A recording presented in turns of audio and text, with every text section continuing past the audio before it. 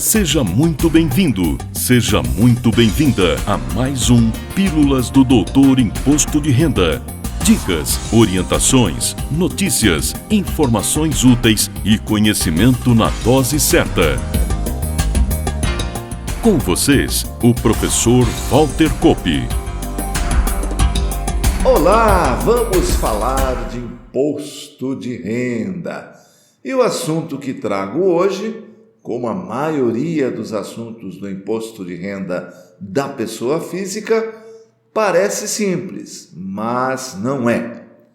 Trago alguns cuidados especiais quando estamos tratando da apuração do ganho de capital sobre a alienação de bens e direitos pela pessoa física. Sem entrar no detalhe do que está nas normas que regem o ganho de capital, como a Lei 7.713 de 88 e a Instrução Normativa 84 de 2001, destaco algumas situações que ensejam a apuração do imposto com relação ao contribuinte residente no Brasil para fins fiscais. Sem citar a lista exaustiva que está na lei, lembro que a alienação a qualquer título, a dação em pagamento, a transmissão ou atribuição de bem ou direito por sucessão causa-mortis ou por dissolução da sociedade conjugal e a doação, em adiantamento da legítima ou não, entre outras situações, ensejam, conforme o caso, a apuração do ganho de capital. Para tanto, basta que o valor da transmissão, atribuição ou doação seja superior àquele constante da última declaração de bens do doador, do transmitente ou do meeiro. Portanto, fica claro que, para que haja imposto a pagar, é preciso que eu realize o ganho, ou seja, transmita ou atribua o bem por um valor superior ao que constava no meu patrimônio. É por essa lógica que, quando tenho uma permuta devidamente registrada em cartório com esta forma de negócio, onde não existe torna, não há que se falar em ganho de capital.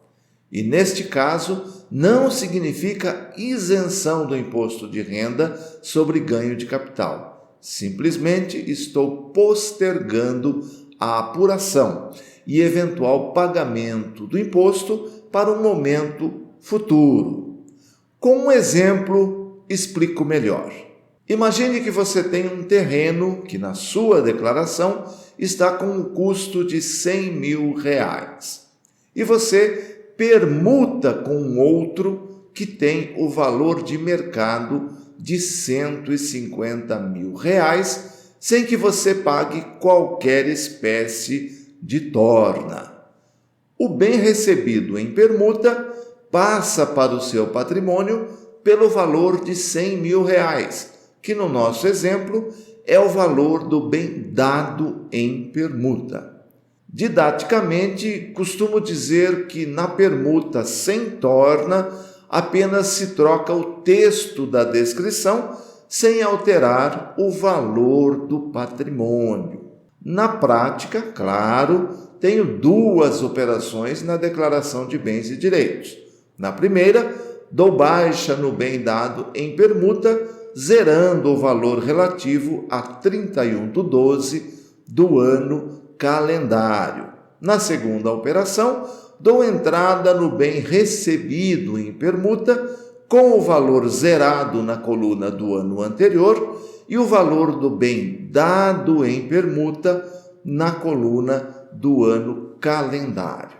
Isso significa que os R$50.000 a mais de valor de mercado do bem recebido em permuta no nosso exemplo não foi tributado agora, mas tem grande chance de, numa venda futura, mantidas as condições econômicas, sofrer a tributação ora postergada.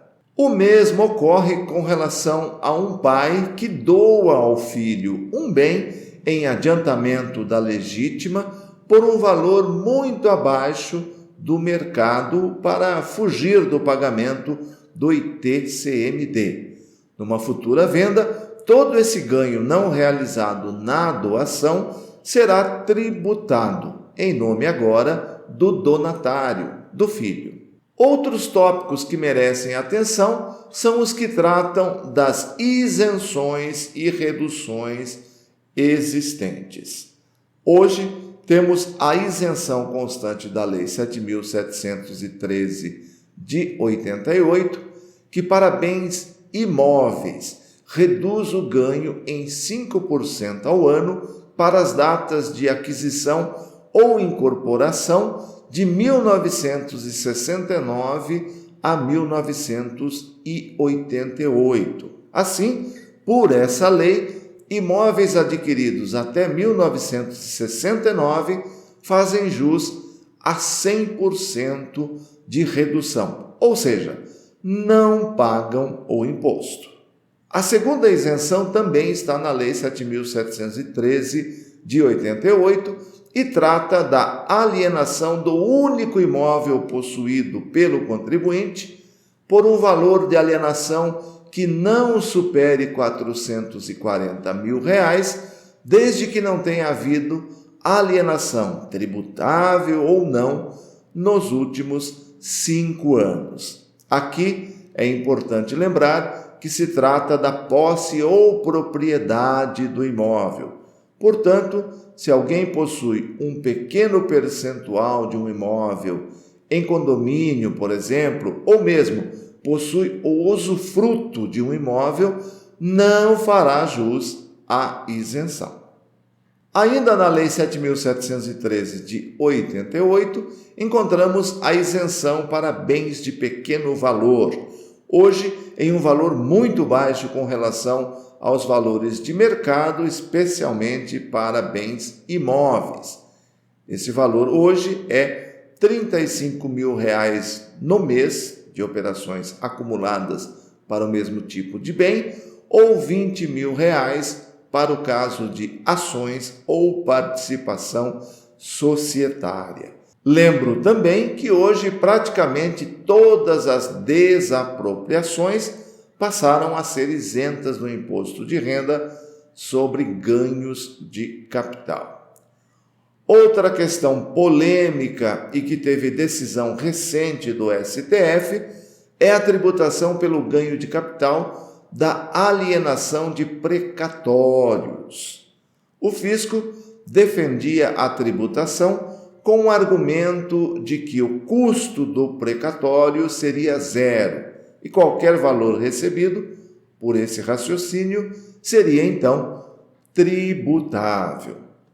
Como em qualquer alienação de precatório é concedido um desconto, um deságio na operação, o STF entendeu que não existe o fato gerador do ganho de capital, uma vez que a alienação se deu com prejuízo por um valor inferior ao valor inscrito desse precatório. E para encerrar, cito a isenção e a redução presentes na Lei 11.196 de 2005. A isenção, prevista no artigo 39 da lei, é para a alienação de um ou mais imóvel residencial, desde que o produto da venda seja aplicado na aquisição de um ou mais bem imóvel residencial e o pagamento se dê em até 180 dias da data do contrato de venda.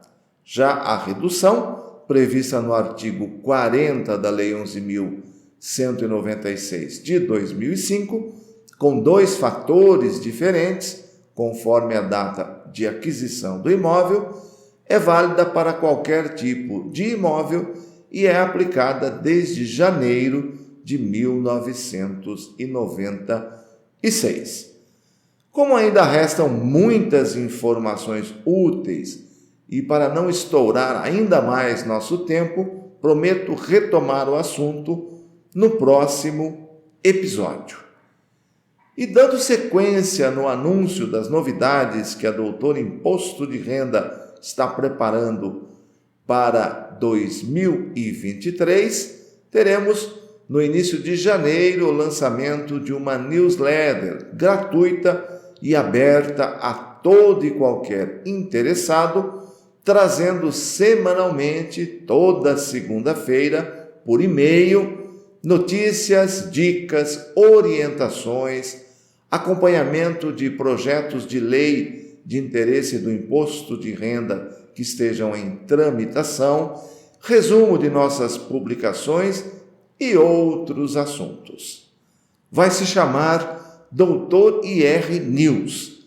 Sigam nossas redes sociais para saber como se inscrever e quando estará disponível. E por hoje é só. Na próxima semana, continuo falando de ganho de capital, focando especialmente a situação do não residente no país. Conto mais uma vez com sua preciosa audiência. Valeu! Na próxima semana tem mais Pílulas do Doutor Imposto de Renda. Obrigado por ter ficado conosco. Espalhe a novidade aos amigos. Mande suas sugestões de pauta, seus elogios e suas críticas para pílulas@doutorir.com. Até lá!